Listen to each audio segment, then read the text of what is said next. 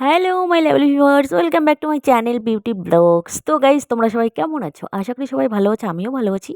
তো দেখো, আজকে অনেক দিন হয়ে গেল আমার, মানে 26 থেকে 27 দিনের মতো হয়ে গেল আমি বাড়িতে এসেছিলাম, বাবার বাড়িতে। তোমরা তো জানোই সবাই।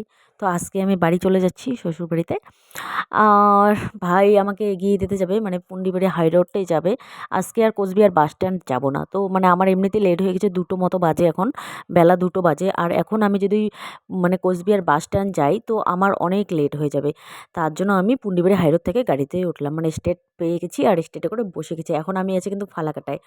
আর ভাই আমাকে মানে হাই রোড পর্যন্ত মানে উঠায় দিয়ে গেছে।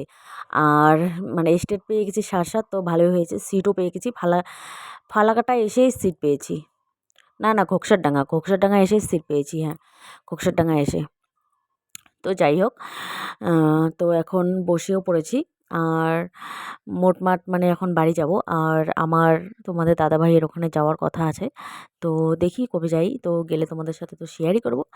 আর দেখো, মানে বাড়ি চলে আসলাম। তো মানে তাড়াতাড়ি চলে এসেছি, বিকেল 5টা মতো বাজে, তখনই বাড়িতে ঢুকে পড়েছি।